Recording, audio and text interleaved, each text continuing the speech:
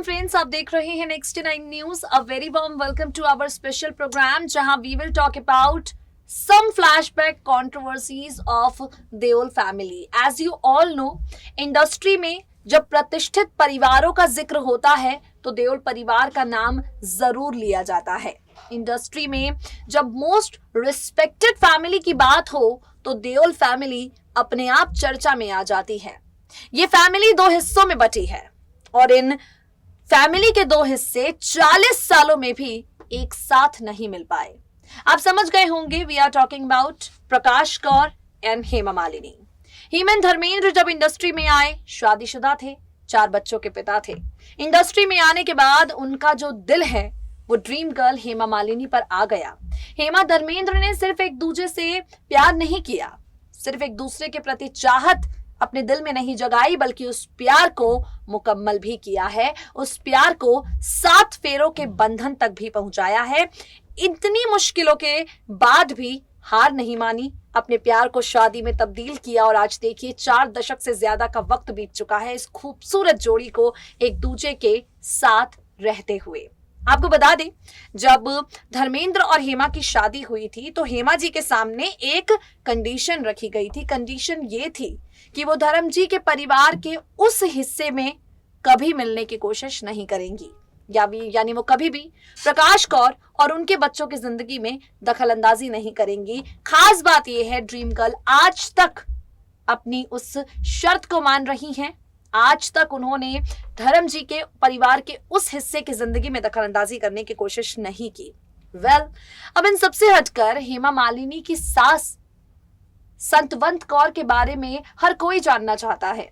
हेमा मालिनी के ससुर के बारे में हर कोई जानना चाहता है। आपको बता दें, हेमा मालिनी शादी के बाद अपने ससुराल कभी नहीं गई क्योंकि उनके ससुराल पर सिर्फ और सिर्फ प्रकाश कौर का हक था। तो क्या हुआ जो हेमा ससुराल नहीं गई? ससुराल हेमा मालिनी के पास आया ना। हेमा मालिनी ने अपनी बायोपिक, यानी जो उनकी बायोग्राफी उनकी जिंदगी पर लिखी गई थी, dream girl beyond the beauty, उसमें उन्होंने क्या कुछ कहा है और हेमा मालिनी की जिंदगी पर लिखी गई किताब में वो अपने सास ससुर को लेकर क्या कुछ कहती हैं, सुनिए जरा। बॉलीवुड की ड्रीम गर्ल हेमा मालिनी ने पहले से शादीशुदा और 4 बच्चों के पिता धर्मेंद्र के साथ शादी रचाई। आज हेमा जी और धर्मेंद्र को एक दूसरे का साथ निभाते हुए 4 दशक से ज्यादा का वक्त बीत चुका है, लेकिन ये बात हर कोई जानता है। धर्मेंद्र से शादी करने का उनका फैसला जब लोगों ने जाना, उन्हें काफ़ी ज़्यादा सवालों से घेरा। हेमा मालिनी को लोगों ने काफ़ी ज़्यादा धर्मेंद्र के साथ प्यार में पड़ने को लेकर बेइज्जत भी किया। कई लोग उनसे नाराज़ तक हो गए। उनसे सबसे ज़्यादा खफा धर्मेंद्र की पहली पत्नी प्रकाश कौर, सनी देओल और बॉबी देओल रहे। हेमा मालिनी को धर्मेंद्र के पहले परिवार से दूर रहने की हिदायत दे दी गई और आज भी हेमा जी कुछ ऐसा ही करती हैं। आज तक हेमा मालिनी की इंटरफेरेंस हेमंत धर्मेंद्र के उस परिवार के हिस्से में कभी नहीं देखी गई। आज तक हेमा मालिनी को धर्मेंद्र के परिवार के उस हिस्से में दखलंदाजी करते हुए बिल्कुल नहीं देखा गया। 1980 में धर्मेंद्र से शादी करने के बाद 2 नवंबर 1981 को हेमा मालिनी पहली बार मां बनी। उन्होंने ईशा देओल को जन्म दिया। हम आपको इस खास रिपोर्ट में बताएंगे हेमा मालिनी और उनकी सास सतवंत कौर के रिश्ते के बारे में। आपको बता दें, धर्मेंद्र की मां और हेमा मालिनी की सास सतवंत कौर ने हेमा जी को शुरुआत में अपनी बहू के तौर पर स्वीकार नहीं किया था, लेकिन जब उन्हें हेमा मालिनी की प्रेगनेंसी का पता चला, वो बेचैन हो उठी। सनी देओल की दादी अपनी दूसरी बहू से मिलना चाहती थी, मिलकर उन्हें आशीर्वाद देना चाहती थी। हालांकि दोनों परिवार के सदस्यों को एक दूसरे की जिंदगी में दखल देने की मनाही थी। शादी के बाद हेमा मालिनी कभी अपने ससुराल तक नहीं गई। सनी ने भी 10 साल से ज्यादा समय तक अपनी सौतेली मां से बात नहीं की। ऐसे तनाव भरे माहौल में सतवंत कौर खुद को रोक नहीं पाई।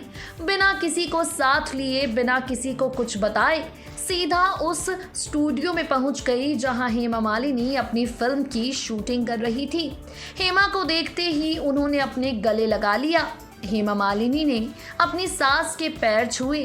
सतवंत कौर ने उन्हें हमेशा खुश रहने का आशीर्वाद भी दिया। आपको बता दें, थोड़ी देर प्रेग्नेंट बहू का हालचाल लेने के बाद सतवंत कौर अपने घर लौट आई। सालों तक किसी को इस बारे में कोई खबर नहीं थी, लेकिन हेमा मालिनी ने अपनी बायोग्राफी में इस किस्से को बयां किया है।